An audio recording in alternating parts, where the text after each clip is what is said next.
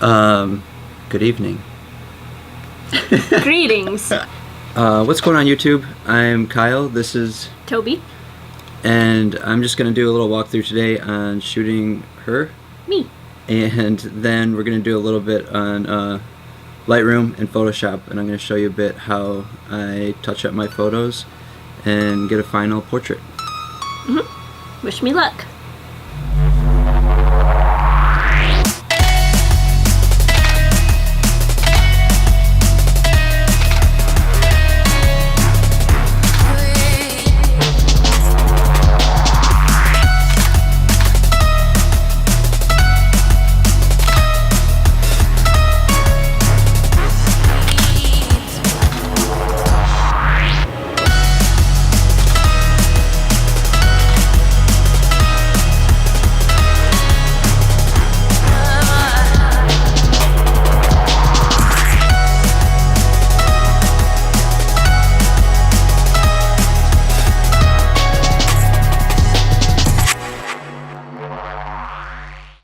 Okay, so after the shoot, I dumped all my photos onto my computer, pulled them up into Lightroom, and Toby and I went through them and picked out some of the ones we liked the best, and kind of scrolling through, when you get to a photo you like, I normally just hit 5 or just rate them going through so it's easy to find the ones you like the best. And I think Toby and I came up with this one was the one that we decided to go ahead and use for this tutorial. So instead of going through my process on Lightroom, I want to get more in depth into Photoshop, so I'm just going to quickly add one of my presets from my preset pack, and it'll jump up like this. I had my color balance pretty spot on for this photo shoot, but a lot of times if you're shooting with natural light it'll end up being a lot warmer, or it's harder to match the Kelvin in your camera. So this image, if you're using my preset packs, will generally look really warm, and this is looking pretty good to me right now, so I'm just going to cool it off just a bit because I do like really a dark blue image, but most of the time when I'm editing this I'm really just looking at the skin tones. I'm trying to get that light orange color that I use for my images. If you don't have my presets, I'll scroll through this so you can kind of screenshot it and copy these settings if you'd like to know exactly what I'm working with. I think the only thing I really changed is I bumped up the saturation just a touch to bring up more orange in the flesh tones. I do have a little bit of warm highlights and cool shadows. I don't really do any sharpening because I do all that in Photoshop. And I think that's really it, but you can match all this if you'd like. I do have a little bit of grain, and this is really where I do a lot of my color editing in Lightroom as opposed to anywhere else, because it's really easy to get these teal colors, and that's kind of popping these days in photography. So I think this looks pretty good. Anything else I can do in Photoshop? I'm going to bump down the exposure just a bit more and pop up the highlights so her skin tone glows a bit. Okay, so from here I'm going to jump into Photoshop. Alright, so now that we're in Photoshop, the first thing I always do is duplicate this layer by dragging it into the new layer icon, because I like to keep my background image exactly what was exported from Lightroom. And the first thing I always do is skin retouching, and that's done. What I normally do is using frequency separation, and there's tutorials on YouTube all over on how to actually set that up. There's a bunch of different steps, but I have an action panel that will do it all for me. If you do buy my presets, that will come with it along with the textures that I use and things like that. So it's in this action panel here. Once you activate it, depending on your pixel count on your camera, if you don't have very high megapixel on your camera, this radius will be lower, but you want a nice blur around your flesh tone so you don't see too much detail. So I'm going to stick with a 5 for this. Hit OK. Same with this. All this should be good to go because I've been using these actions. And so what will pop up over here is 2 different layers now. So one layer is just going to be all the color and tones, and the other layer is just texture. So now when I'm retouching, if I want to just blend color, I work on the skin layer, and if there's any texture issues or any retouching with blemishes and things like that, we'll do that in the texture layer. So to start, I'm going to turn off the texture so we just have this blur, and the quickest way I do retouching is grabbing this lasso tool, and also depending on your pixel count, you'll want the feather to be a bit different. This is a large image, so I'm going to do about a 30 pixel feather. So when I start to kind of grab different areas, I'm basically going to want, it's going to create this, but it's going to have a 30 pixel feather, so it's going to have a nice gradients all the way around it. And then I'm just going to, up on the skin layer, I'm going to start to blur these. This might be the right set, but I'll Gaussian blur, and we want to blur even more now. So we're just starting to soften new parts of the skin layer. So you can kind of start to grab lighter areas, and I like to keep it around the anatomy of the face. I'll blur more.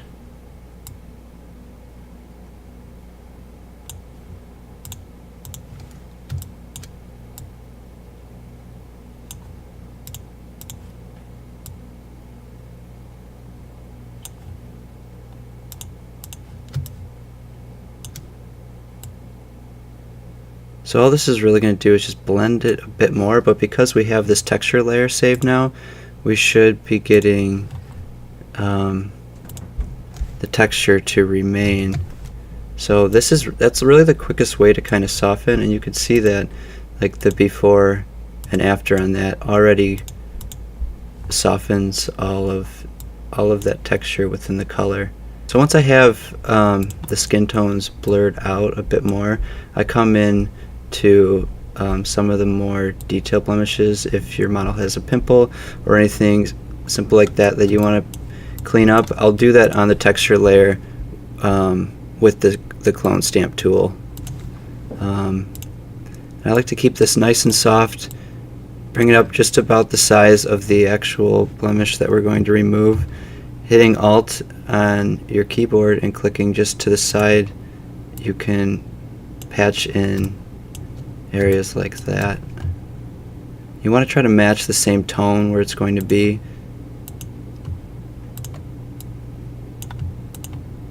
And try to just alt click as much as possible so you're continuously grabbing new areas.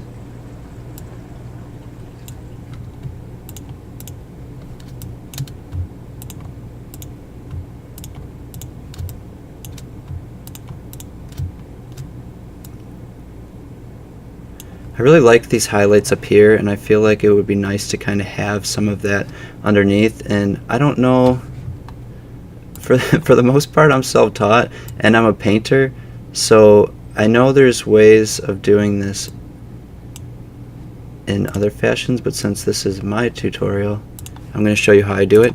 I grab a brush that's super soft and fairly large. I bring it down to a really low opacity so I can lightly sketch things in, and I'll actually grab my Wacom tablet, which if you don't have, you can use a mouse as well, but I hold Alt, and this kind of is a color picker, so I grab one of these lighter tones that I like. It's a bit big, and I actually start to kind of color some of these areas in just to bring in a bit more light. And I like to continuously kind of grab new colors, so if you do it too much, you'll definitely see it'll be noticeable. But if this lightness kind of comes down a bit more, and you can kind of accentuate now brow lines, and you can also do this to blend more things in, but I wouldn't go overboard with it because you're physically painting now within the image, and it can become really noticeable. Kind of soften this out now.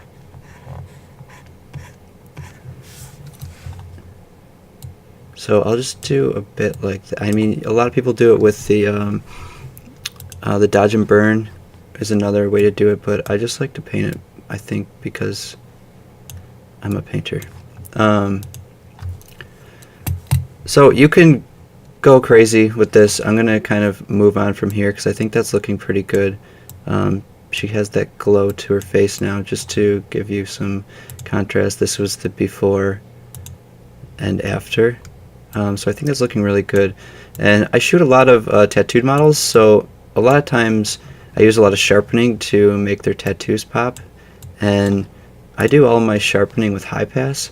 So because I like what's going on here, I'm going to Control Alt Shift E, and that's going to take all this and create a new layer. So it's basically creating a new merged layer. I'm going to now go into Other and go into High Pass. And I don't like a very high, like almost barely noticeable. You should be able to see sharpness around a lot of like the high contrast areas. I hit OK, and then I go to linear light, and you'll see right away that it's very sharp. You might not see it great if you're watching this on YouTube, but if you're doing this side by side with my video, you'll see a noticeable difference in sharpness. So I want to mask that and fill that mask black, so all of it will go away.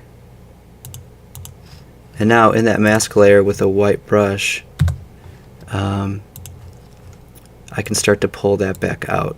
So I'm going to have a pretty big brush because Toby has a lot of tattoos. And a nice low opacity so you can gradually build on that sharpness. So I'm going to do about 20%. I'm going to scale into all the areas that I want to sharpen. So I normally sharpen the eyes. So if I have 20%, so if I click up to 5 times, that's going to start to get really white, and you can kind of see down here what you're starting to pull. We'll pull out a little bit of the jewelry. Sometimes if there's hair in focus, I'll do just a bit right on the hairline. So it's keeping the flesh tone soft, but it's really sharpening out what we want to focus on, which is the eyes in a portrait. And then this is what's really going to make the tattoos pop, and I know I want these to be showing, so I'm just going to go ahead and bump that up and paint the tattoos.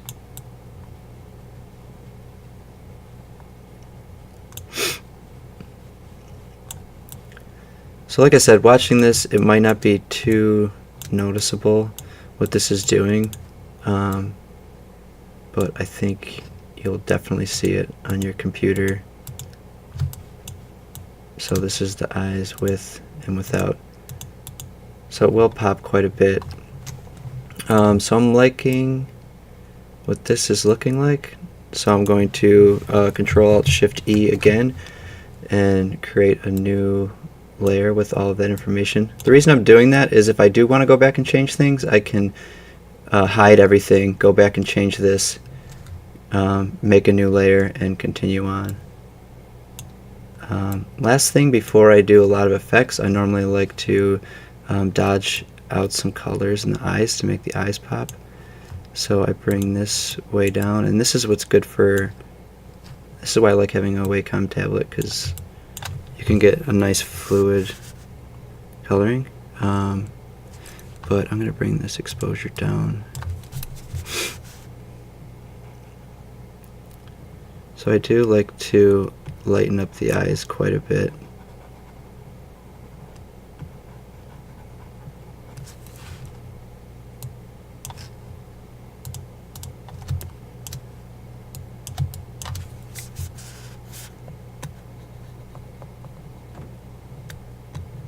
And I keep in mind where shadows would naturally be, so I won't go all the way up into there. I'll just kind of bring that down. Same here. Might be a bit. Great, now we have that glamour shot look straight from the mall. So I don't know if you could see that. It's there for sure. So that's it as far as retouching. If you look at some of my other work on my Instagram or portfolio, I like to add film grain and textures and things like that. And this is looking a bit bright for me, so I'm going to add a quick adjustment layer and do some curves, and I'm going to get this back to that darkness that I like. I'll bring up the lights a bit more.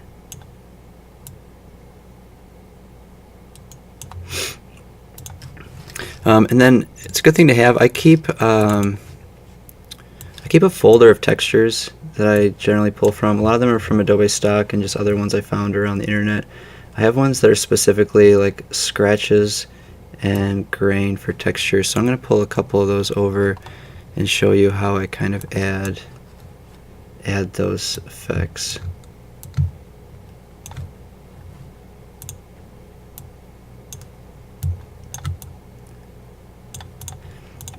And because this has a fair amount of gray, I bring this in,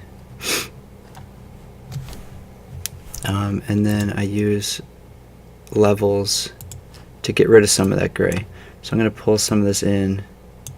So we really want just a lot of black and white to work with. We don't want a lot of that gray, because I'm going to use one of these lighten overlays. So like this whole section will be darkening, and this whole section will be lightening. So if you do a screen, it'll bring in scratches like that. And I'm liking the texture. But I don't want it in the face. I'm going to create a quick mask. Grab black.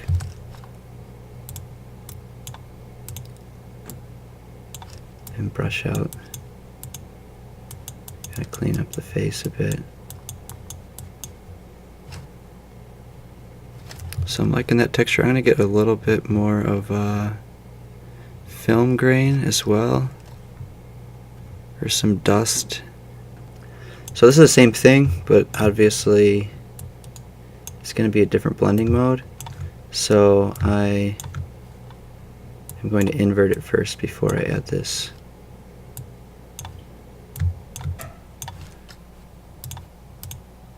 So edit this image. Image adjustments, invert. And same thing here, it has a lot of that gray, so I'm going to adjust the levels again. Pull out that gray. Lighten this layer. I think screen works best with this. Bring down the opacity. Create a new mask by dragging it into the mask layer, same black, and I don't want to use all of it. I just want maybe this big one here and kind of clear out some of the rest so it's not super busy. So after I have all the texture, I normally like to have one more kind of light layer to look like kind of some vintage film burn. I have a bunch of these stocks that I normally put in my editing pack for you to use as well. So I add this, and I will add a gradient map over top, changing my colors. Oh my gosh. So I have a color that I always use, which is a teal, which is AAFFFF, and black.